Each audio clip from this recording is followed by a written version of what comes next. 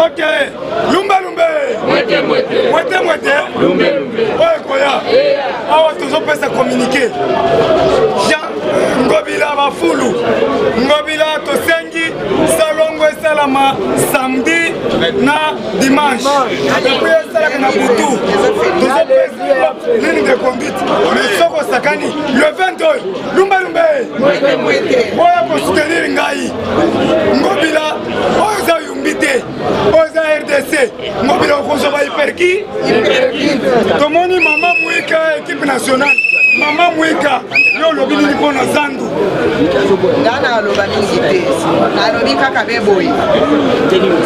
Kokangaki zandu na 6 mois. Tobandaki koleka même na 4 wana tozokuta otengwende na yo ya bokonzi. Otondisi bien bijou ovandi. Osali eloko te. Bongo sikoya wa boelero kokanga ndoko sala nini poto la kisaka yo na ba president Chine. Doko mata na bafulo ezoboma puisque coronavirus. Ozo sala eloko te. Lero kokanga sikoyo ndoko sala nini? Nyonso ozo sala nde sabotage na vision ya chef de l'état. Na ebisi okeba. Keba. Sinon koyoke ndoko. Bino nyonso wana bozaba bilokos. Biloko basalela. Sala nanu musala ya fulu. Kobele nyonso yo tondisi fili de Kinshasa mobimba. Soki esili okoya kotala makambo ya zando. J'ai dit et je vous remercie. Le 20 okomona biso ba mama nanu. Okomona yo kindomika. Tuna kuna mushinga. Azali watu akangaki bitula. Allez pas que son âme repose en désordre. J'ai dit et je vous remercie. Merci beaucoup Ngobila. Oyebike boyaki awa na o mususu ya IDPS comme na nani Gimisho Ngobila oyebi histoire ya Gimisho yawa kait na suki ya comme boy akomi boy ba mama bazana kanda Ngobila kozwa mbasi ya muno ya gauche nazo bisayo kozwa mbasi ya muno Gimisho ya kawa vimba melelo nazo mona Gilles ça va Kizengi Gilles ça va abi akomi boy ndengeni yo utaki photo zaki muné il y a une information au Tozo Bandanango. Donc Moïse Katumbi déplore le fait que le président de la République et le président du parti Jamar Kabunda Kaboul participent à leur échange avec Félix Antoine Tshisekedi Tshilombo. Il y a une Moïse Katumbi a moni ango loko la Genève tondeni tozali sous likoloya. Papa tozali sous likoloya. Hier à Zoboya, Jamar a participé à l'échange na bango. Mais Azako oublié que nous sommes le parti au pouvoir. Rencontre nous surtout ya Mbembana Otobengi Moïse, mon contemporain à Zosala Bango, Jamar Kazam Parti. Alors quel est le problème de Otobengi Moïse Katumbi? Moïse Katumbi, malgré Azana 70 députés, mais a un système d'imposition. IDPS c'est viva. Viva. Je ne sais pas slogan. IDPS c'est viva. Viva. Moïse Katumbi a un système d'imposition. A commis soit présidence de l'Assemblée nationale, soit primature.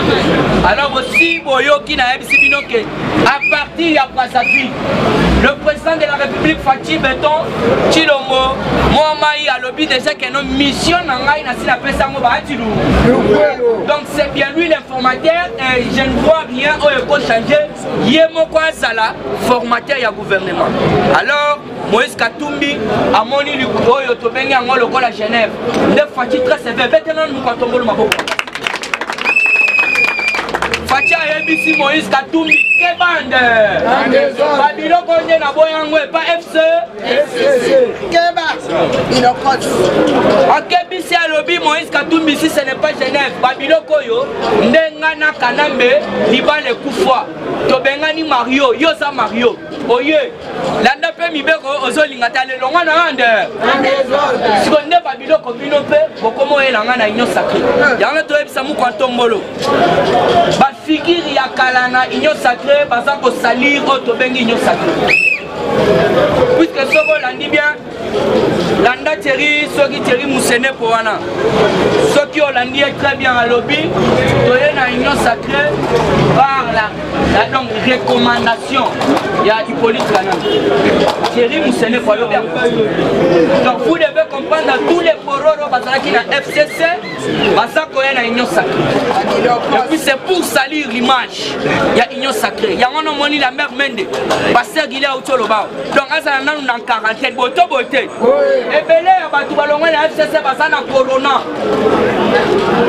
Fatime mais comment ça fait-il que bango au lieu de dans l'opposition, parce que la sera toujours dans l'union sacrée. Donc, qui a la coalition, mais bango va sa tête au la tête dans l'union sacrée, Zoka va sa plan. Puisque Thierry Moussene pour le biboé, toye dans l'union sacrée par recommandation, il y a Hippolyte Kanam. Il y a un homme qui Lambert Mende, papa qui serait dans l'Obaki, à sa tchakou. Alors, il faut bien comprendre que Tozuye en réserve en quarantaine. Et puis, Tolobakango à chaque fois, nous, quand on est des visionnaires.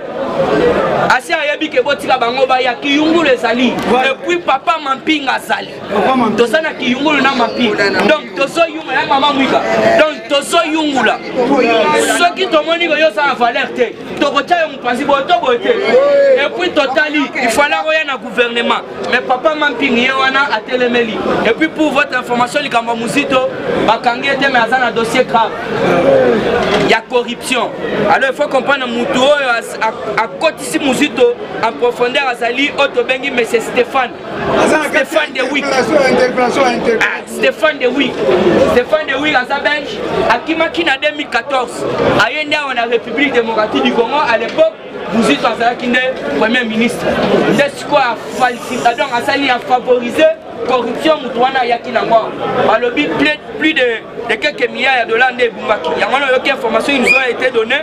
À lobby Mouzito a été impliqué dans un dossier de corruption et sa femme. Moi si na écoute avant nga na yebi Otobengi Stéphane de Wick. Mais or que Stéphane de Wick à lobby nga na signaki Otobengi partenariat na Mouzito na muto asala que non bakota basala Otobengi ba mafia na bango. Toujours na carte actualité politique vous devez savoir que en 2022 Congo Airways sera doté de 2 avions neufs grâce à Félix Antoine qui serait Chilombo.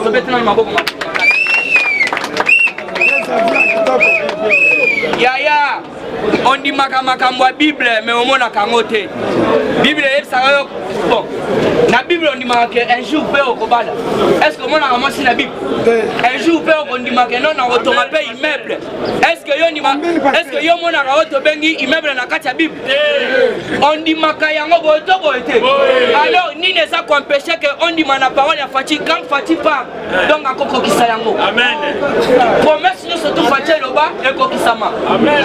Yangana boyoka ki tozo loba wa Fati lobi dans 2022 a to bengi de avion mi balé ya sikekoya ya kalate ote to sala ngobo te bilokoste avion ya sika merci ekoya yo soko chetembe Fati loba ige battre ekoya ete e bandi kutu musala kingo kuma sa directeur mambo tali ba senet soki ba battre wana ye moko abandi donc ya abati nan train wana a matière moi ke alors quand on vous dit que dans 2020 RDC rozala doté par 4 avions ya sika donc et osala pena au lieu que attaque ngasana aussi non $20 fouti au kitiki ngasana mais oui na ça vient vérité wana na ça ba compagnie aérienne ko ya belé c'est grâce à la diplomatie à Mouko Tombolo.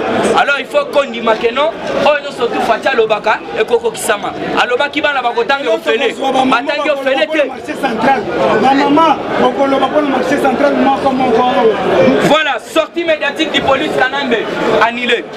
Puisqu'il faut pas comprendre, Hippolyte Kanambe va c'est pas américain.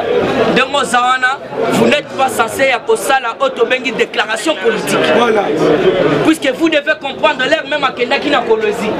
Kabila yebisa biso makambo Kabila tikala lobata lobi na ya opona lobate na ye kota la bino ne bolingi ngai ake même Lubumbashi ça la ta moi extrait ote ba ya fani de semaine obite comme ça le 26 il faut na loba nde ba ye ko yebisa ye okoloba ni kanga munoko na soki to yoki ata otelemi olobi makambo yesusu ya politique ale muko attendre yango na moni akomi akende na mo mitumba mabe azonga kolozi mabe asala boye mabe alors pour votre muyaji ye wana kimi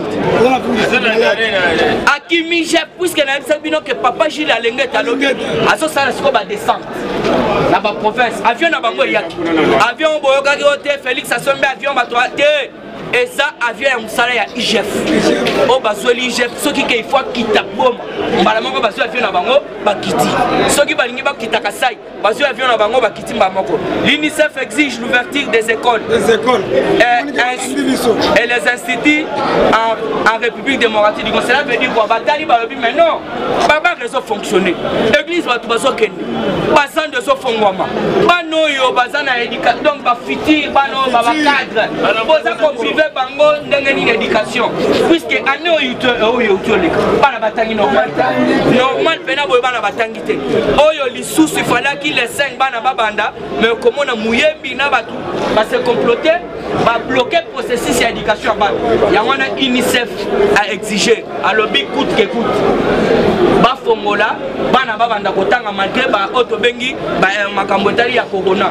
Alors pour la que kochite il faut boyeba que non makambo za bien na kati ya République démocratique du Congo. Village Jean-Pierre Mbemba. Jean-Pierre Mbemba volandi ba otobengi ba avocat na e ba kendaki ko samba. Alors baza ko exiger otobengi na gouvernement congolais. Afuta Jean-Pierre Mbemba 7 millions de dollars. Yangwana il faut comprendre. Jean-Pierre Mbemba fundi gouvernement congolais. La République merci les doyens. Puisque à l'objet que na élection en 2006 ba pia otobengi villa na Maluku. Alors villa na wana il faut République démocratique du Congo et zone Selaye. Bakomi kotoyo République démocratique du Congo et lobby na yebi accusation wana te. Alors Jean-Pierre Mbemba lobby la minute oyo il faut bo foutre la ngai, il faut bo pesa 7 millions. Ya wana biso peto lobby eza biso te eza politika. Voilà. A tout aki ba. O tout aki ba tuna mabo. O aki ba pi. Peuple a profondeur. De perspective. Kaka le même dossier wana bana banda kape balobi ke Jean-Pierre Mbemba ala musabatu na biso kufa wana ala musabango parce que makambo eza koinda bientôt bazokanga Jean-Pierre Mbemba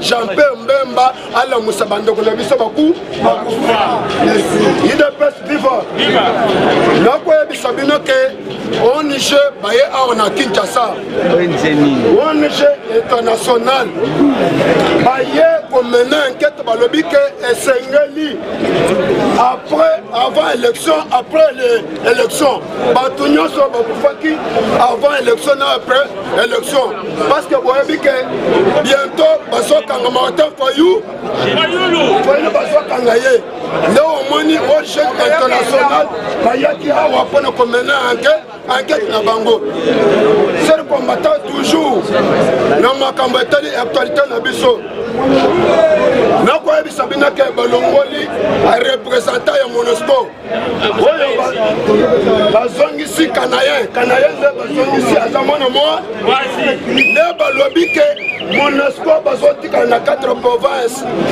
nde bakotikala na 4 provinces na mboka na biso cher combattant nazoyebisa bino ke makambo eza koyi nakoyebisa bino ke politika tikala IDP nazoyebisa bino ke Joseph Kabila place oyo azali lobi akonvoke bakabatu na ye akonvoke bango alobi ke esengeli barejoindre ye akonvoke Alexis Tamba akonvoke ministre de la Défense a convoqué Bango à l'Ebike Boyato, tout sur le là. Mais États-Unis d'Amérique, avec ici Joseph Kabila, à ce point de bois, ça tombe au Colombo, de Baïbis Kabila que papa, ma une déclaration, Kabila, Bazokanaye. Human rights, c'est ça, ONG international. Human rights, Mukololobi, Bapouye Joseph Kabila.